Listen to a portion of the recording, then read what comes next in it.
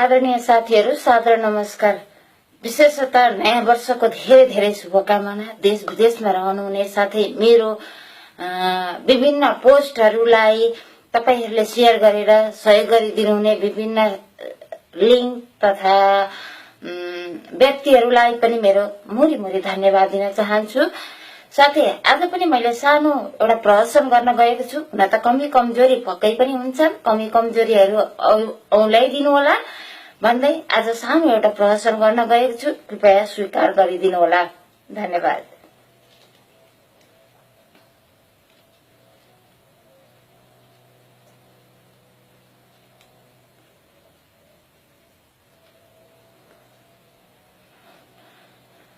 बाबु, ए बाबु, सन्ते होइन, ए सन्चै छस् बाबु त? खोइ त बाबु, तैले त नेपाल छोडेर गएपछि कहिले फोन पनि गरिनस्। आमा के छ कसो छ भनेर पनि सम्झिनस्। यसो मेलापाता गरेर 2-4 पैसा बचाएकोले पहिला त म कहिले काहीँ गर्थे। अब अहिले त म पनि यसो बाहिर फेर हिँड्न सक्दिन बाबु। यसो 1-2 जनाको घरमा जुठो भाडामा छु, त्यसरी नै बस्दैछु। तँलाई सन्चै छ बाबु? खोइ म त आज पनि बिहानै जुठो भाडा मान्द भनेर आएको। बस्नेत भएको छोरालाई देखेपछि भक्काएर तिम्रो याद आयो छोरा। अनि मैले रुँदै बस्नेतलाई सोधेको उसको छोरालाई। उसले त भने आमा नरुनुस्, म तपाईको छोरालाई चिन्छु नि, बरु बोल्नुस् भनेर यो कालो टाउकोमा लगाइदिए। त्यसैले तिमीसँग बोल्दैछु।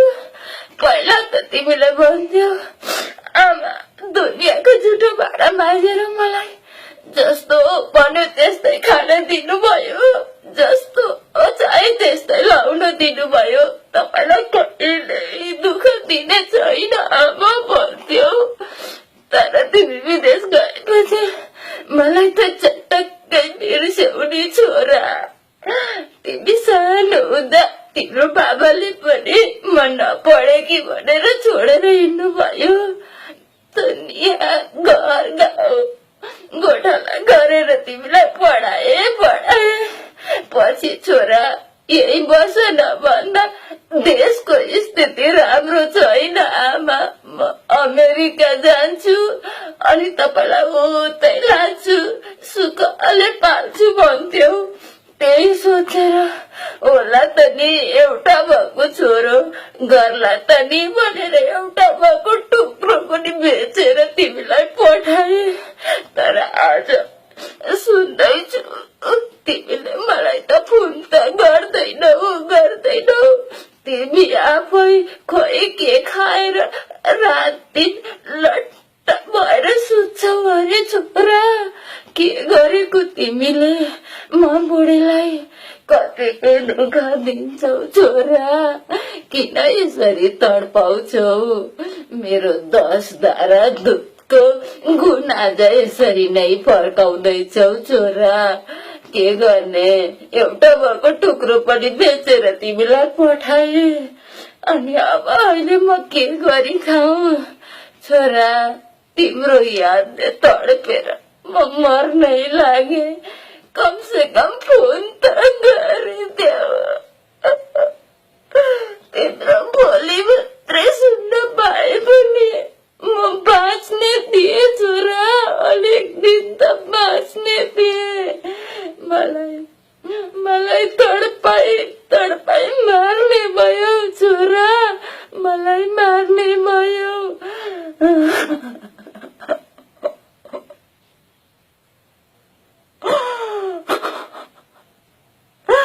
अब जसरी बाँच, खुसीसँग बाँच छोरा। म बुढीको चिन्ता नगर, समयमै खाऊ, समयमै खाना खाऊ। आफ्नो राम्रो ख्याल गर बाबु।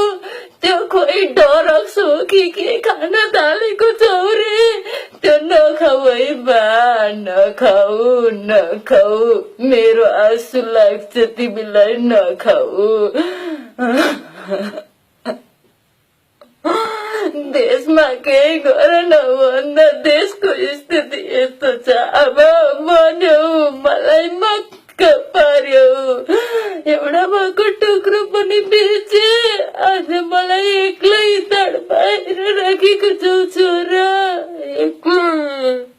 तिम्री आमा रोएकी छ छोरा, फर्क, घर फर्क छोरा, घर फर्क।